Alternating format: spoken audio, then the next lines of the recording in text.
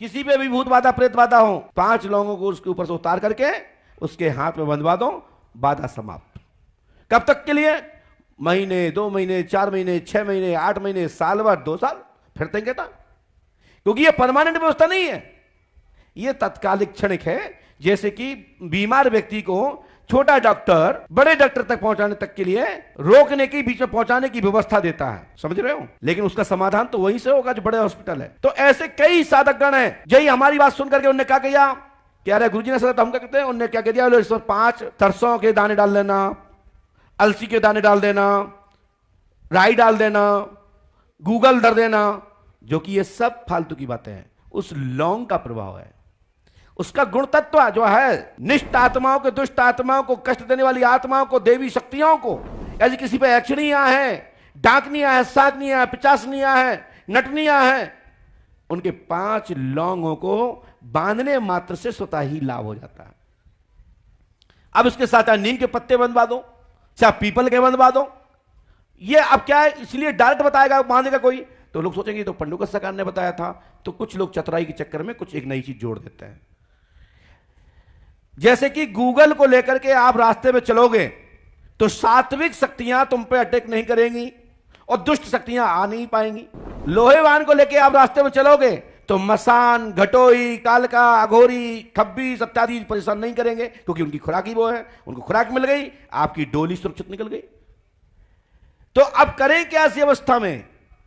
उस अवस्था में जब भी विदा होती थी तो हमारे बड़े बुजुर्ग लोग गांव के कहते थे कि बेटा ये 4 नारियल साथ ले जाओ, गांव के निकलते ही एक चौराहे पे तोड़ देना, फिर उसके बाद कोई भी नदी नाला आए वहां एक तोड़ देना, वहां एक तांबे का सिक्का अपनी बहू पे से उतार करके और उसमें डाल देना, उसका टैक्स हो गया। वहां का घटोई है, मसान है, गौड़ है, गौड़नियां हैं, ये फिर परेशान नहीं करती हैं। ये साधारण हमारे पूर्वजों की प्राचीन टोटके हैं।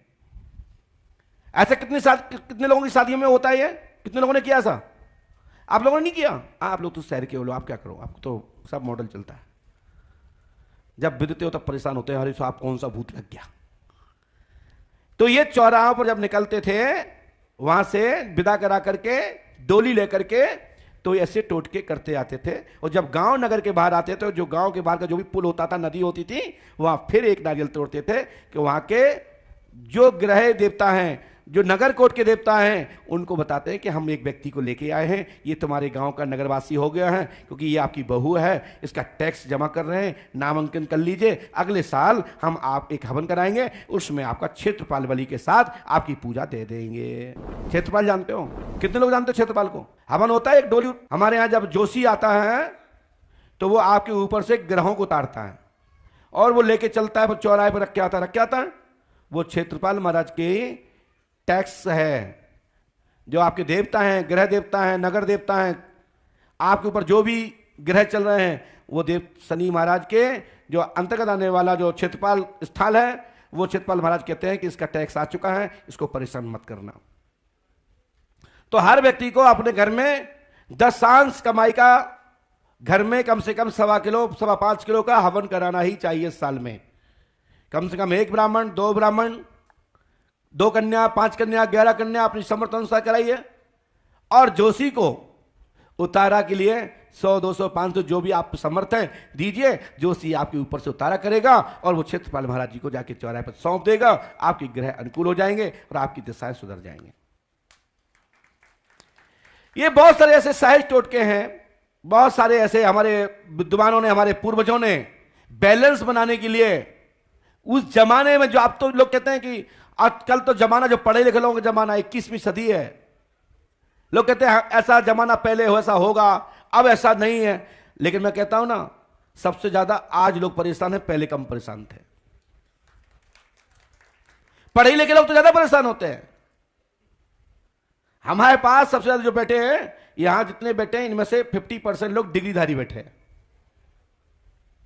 और जो अंगूठा छाप हमारे बड़े बुजुर्ग लोग थे, जिन्होंने हम लोगों को जन्म दिया है, पाला है, इतना बड़ा नाम दिया हम लोग सबको, वो उनकी संख्या कम होगी। सबसे ज्यादा यहां पढ़ा लिखा वर्ग बैठा है। क्यों बैठा है? क्योंकि शॉर्ट लग गया है, कष्ट लग गया है, दर्द हो गया, पीड़ा हो गई, तभी तो पंडुकर धाम बैठे हो। बैठे हो कि नहीं बैठे? यदि आपको कोई कष्ट नहीं होता, पीड़ा नहीं होती, संकट नहीं होता ना, तो आप पंडुगढ़ धाम नहीं आए होते, क्योंकि टाइम ही नहीं। तो आप लोग क्या करना चाहते हो, जिंदगी में अच्छे से रहना चाहते हो, तो जब भी कोई भी तुम्हारे घर में आए बाहर से, आपकी बेटी, आपकी बहन, आपका भाई, तो सबसे पहले द्वारे पे ही उसके ऊपर से एक लोटे का जल उतारो और बाहर छोड़ दो। तुम्हारे घर में बुरी निगेटिविटी चीज प्रवेश नहीं करेगी। कुछ गेहूं ले लीजिए, चावल ले लीजिए, आकुति लीजिए, इतने भरे एक कटोरी में, उस पर से उतारिए और बाहर डाल दीजिए एक आले में। तो गौ माता सुबह सुबह आएंगी तो वो खा के चली जाएंगी तुम्हारी अलाय बलाय। ये हमारे यहाँ की व्यवस्था है।